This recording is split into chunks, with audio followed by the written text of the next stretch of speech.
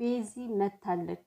እውነት በዚህ መልኩ ስላየዋት በጣም ደስ ብሎኛል። ፈጣሪ እንኳን ማረሽ፣ ጨርሶ ደግሞ ጤናሽን ይስጥሽ። ለእኛ ለሰዎች አስፈላጊ ነገሩ በዚህ ምድር ላይ ስንኖር ጤናችን ነው። ሁሉም ነገሮች በህይወታችን የሚካሄዱ ነገሮች ከጤናችን በኋላ ነው የሚመጡት ማለት ነው። ቅድሚያ ጤና ስለሚቀድምና ጤና ሲኖረን ነው እንደፈለገን የምንጫወተው፣ እንደፈለገን የምንዘለው፣ የምንሮጠው እና ቤዚዬ ሙሉ ጤናሽን ይመልስልሽ። በሽታ ከተባሉ ነገሮች ፈጣሪ ይጠብቅሽ። ዛሬ ደግሞ እምር ብሎባታል ማለት ነው። እንደዚህ እምር እንዳልሽ ውስጥሽም ደግሞ ደስተኛ ሆኖ በቅርቡ እንደምትመጭ ተስፋ እናደርጋለን። ሰላም ሰላም! ውድና እየተከበራችሁ ቤተሰቦቼ እንዴት ናችሁ? ሰላማችሁ ይብዛልኝ። ለዚህ ቤት አዲስ የሆናችሁ ካላችሁ ላይክ፣ ሰብስክራይብ እያደረጋችሁ ቤተሰብ ሁኑ። እንግዲህ እንደዚህ እምር ብላ ብናያትም ነገር ግን ዛሬም ያው አለቀቃትም ማለት ነው። ወድቃለች ከፈረሱ ስትሰቀል። ሲቀጥል ደግሞ ዛሬ ፈረስ ላይ መስቀል አልነበረባችሁም እኮ ወንድ እኮ አንዳንዴ ማለት ነው የምር ሁሉ ነገር የሚያስደስታችሁ ነው የሚመስለውና በእንደዚህ አይነት ሰዓት ላይ የሴት ጓደኛ ያስፈልጋል እና ኤፍሬም እና ሮቤል ማለት ነው ቤዚን አሁን ማድረግ ያለባችሁ በአፍ ምግብ ማጉረስ ነው። ምክንያቱም የምግብ እጥረት አለባት ይች ልጅ፣ ሰውነቷ እየተቋቋመ አይደለም። ለዚህ ነው ልፍስፍስ የምትለው። ሰውነታችን ደግሞ ምግብ ካላገኘ፣ በቂ ፈሳሽ ካላገኘ ከባድ ነው። ምንም መቆም ነው የሚያቀተኑላ ሰውነታችን፣ እጃችን ይንቀጠቀጣልና እጇ እየተንቀጠቀጠ ነበር አይታችሁ። እና የምግብ እጥረት ነው። አንደኛ ደግሞ ዶክተሩ እረፍት ማድረግ አለባት ብሎ ነበር እና በዚህ ሰዓት ላይ ማውጣት አልነበረባችሁም። በእርግጥ እሷን ያስደስታታል ብለው ነው እነሱ ይዘዋት የወጡት ማለት ነው። ግን አንዳንዴ ቤተሰብ የምሬን ነው በእንደዚህ አይነት ጊዜ ላይ ማለት ነው የሴት ጓደኛ ያስፈልጋል። ምክንያቱም የፈለገ ወንድ ልጅ ልታቀርቡት ትችላላችሁ፣ ጓደኛ ልታረጉት ትችላላችሁ። ግን ሙሉ በሙሉ የልባችሁ ልትነግሩት አትችሉም። ማን እንደ ሴት ሁሉም ነገር የምትረዳው ሴት ነች። መልካም ጓደኛ ሲኖራችሁ በዚህ ሰዓት ላይ ቤዚ አሁን በጣም ብዙ ልቧ የሚጨነቅበት ነገር አለ። ማውራት የምተነፍሰው ነገር ይኖራልና የሴት ጓደኛ ሲኖራት ያንን ነገር አውጥታ ስትናገር አንዳንዴ ነገሮችን ወደ ውስጥ ከመያዝ ይልቅ ደግሞ አውጥቶ መናገርን የመሰለ የለም። ይቀላል አውጥታችሁ ስትናገሩት ማለት። አንድ ዶክተር ምን ሲል ሰማሁት መሰላችሁ?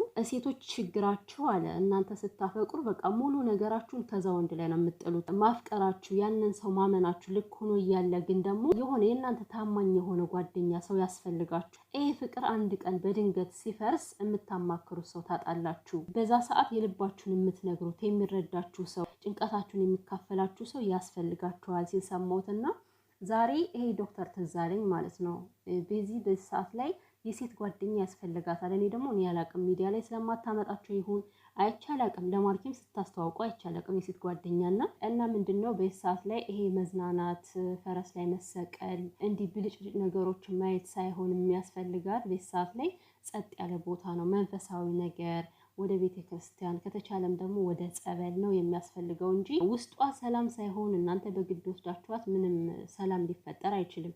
ልክ እንደ ዛሬው ነው የሚፈጠረውና ከቻላችሁ የሆነ ጸጥ ያለ ቦታ ወደ መንፈሳዊ ውሰዷት። እኔ ሄሉ ደስ የምትለኝ ነገር ቤተሰብ የሆነ እንደዚህ ክፍት ሲላት ማለት ነው የምር ወደ መንፈሳዊ ቦታ ነው የምትሄደው። ማንንም ማዳመጥ አትፈልግም። በቃ ራሷን ማዳመጥ ብቻ ነው የምትፈልገው እና ቤዚዬ ወደ ቤተክርስቲያን ብትሄጂ ጥሩ ነው። ጸበልን ብትጠመቂ ጥሩ ነው። ከዛ በተረፈ ዛሬ ኤፍሬም ሲናገር የነበረው ማለት ነው በጣም ነው ደስ ያለኝ። ከትናንቱ ዛሬ ተሽሏል ኤፍሬም። ትናንትና ማርኬ ጥፋተኛ ነው ለማለት ትንሽ ፈርቶ ነበረ።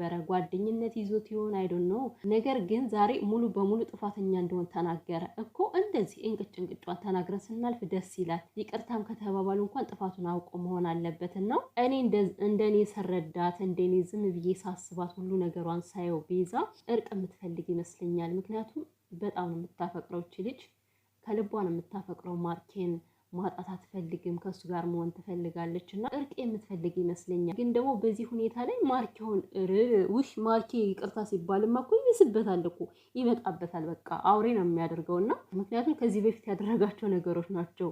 ይቅርታ ስትጠይቀው በጣም ነው የሚብስበት። በቃ ይግላል፣ ይናደዳል። ስለዚህ ነገሮች የሚስተካከሉ ከሆነ ቀስ አድርገው አረጋግተው ቢያስታርቋቸው ጥሩ ነው። በሁለቱም መካከል ፍቅር ካለ የቤዚ ፍቅር እንዳለ ነው፣ አልተነካም። እኔ እሱ ነው የሚያጠራጥረኝ እናቴ። አሁን ላይ ምንም ማመን አልቻልኩም። ግን ደግሞ ቤዚዬ ከምንም በላይ እና ከማንም በላይ ራስሽን ማጠንከር ነው ያለብሽ ማለት ነው። ሁሉም ነገሮች እንደነበሩ አይቀጥሉም። የሆነ ጊዜ ላይ በቃ ሁሉ ነገሮች ይፈርሳሉ፣ ይናዳሉ። በዚህ ሰዓት ላይ ራሳችን ከማጠንከር ውጪ ሌላ ምንም አማራጭ የለንም።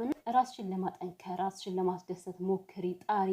አንቺ የሚያስደስትሽን ነገር እንዲሆነ ይሄ ትዝታ የሚስብብሽን ነገር ምናምን ያለ መመልከት እሱ በጣም ከባድ ነገር ነው። የሚያስቆዝማችሁን ነገር ማዳመጥ መስማት፣ በተለይ እንደዚህ ሰዓት ላይ ዘፈኖች ምናምን በጣም ነው ልባችሁን የሚሰብሩት ማለት ነው። እዛ ውስጥ ነው የሚነክራችሁ በጣም ብዙ ትዝታ ይመጣባችኋልና ስለዚህ ቤዝዬ ጠንካራ በይ በርቺ። ዶክተሩ ማርክ ነው አሉ እኮ። ኧረ ጉድ ነው። እኔ እኮ ለነገሩ ፈራጅ የበዛበት ዘመን ሆኗል እኮ አሁን ላይ። አሁን የዶክተሩ ድምጽና የማርክ ድምጽ ቤት ተገናኝቶ ነው እስኪ በሞት ዶክተሩ ማርክ ነበረ የምትሉት ማለት ነው። እና እናቴ ማርክ አሁን ከረዱ ጋር አለሙን እየቀጨነ ያለው ገባችሁ አይደለ? እሱ ከረዱ ጋር ነው ያለው ማለት ነው። የምን ዶክተር ምናምን ነው የምትሉት? ዶክተሩ ሌላ ነው እንግዲህ ትናንት ድምጹን የሰማነው ሌላ ነው። ሲቀጥል ደግሞ ትናንትና ሐኪም ቤት ስለወጣች አሁን ዛሬ ደግሞ ደህና ሆነች ብላችሁ ለምታስቡ ይሄ ቪዲዮ እኮ የቆየ ነው። ትናንት የተቀረጸው ቪዲዮ ከትናንት ወደዛ የተቀረጸ ቪዲዮ እንጂ ትናንት አይደለም። ትናንትና ከቤቷ ነው የዋለችው። እንግዲህ ተመልሳ አርፋ ከቤቷ ተኝታ ነው የዋለችው። ገባችሁ? እኔ በዚህ ሁኔታ ግን አንዳንዴ ሳስበው የሆነ ሰው የሆነ የሞት አፋፍ ላይ ደርሶ እየሞትኩ ነው እባካችሁ ድረሱልኝ ቢል ማንም ሰው ሊያምነው እንደማይችል እየተረዳው ነው። ለምን በቃ ሁሉም ነገር እውነቱንም ውሸት የሆነውንም ድራማ ነው እያሉ እኮ አለቁ ሰዎች። ይሄን ያክል የሚወደኝ ሰው እንዳለ አላውቅም ነበር አለች ቤዚና። አረ ቤዚዬ እናቴ ስንቱ ሰው ነው የሚንሰፈሰፍልሽ? ስላንቺ የሚያለቅሱ ስንት ናቸው? እውነትን ሸፋፍኖ የሚያልፍ ሰው እንዳለ ሁሉ ማለት ነው እውነትን የሚደግፉ ደግሞ በጣም ብዙ ናቸውና ለቤዚ ያላዘነ ያልተከፋ ሰው የለም። እውነት በጣም እያለቀሳችሁ ኮሜንት የምትኮምቱም አላችሁና ህመሟ የገባችሁ ህመሟ የተረዳችሁ ስለሆናችሁ እንደዚህ በመሆኗ በመሰበሯ ያዘናችሁ በጣም ብዙ አላችሁና ቤዚዬ ደግሞ በቃ ወደ ራስሽ ተመልሰሽ ይሄ የሚወድሽን ህዝብ ላንቺ ስስት የሚልልሽን ህዝብ ማስደሰት አለብሽ። እንደዚህ እንደሚወድሽ ሁሉ የሆነ ልፍስፍስ ስትይ ድክም ስትይ በጣም ነው የሚጨንቃቸው በእውነት ማለት ነው። ከማየው አንጻር ነው የምናገረው። ብዙ ነገሮችን አያለውኝና የምትወዱት ሰው ደግሞ ጥንክር ብሎ ስታዩት እጅግ በጣም ለእናንተ ራሱ ሞራል ይሰማችኋልና ቤዚዬ አይዞሽ፣ ፈጣሪ ይጠብቅሽ።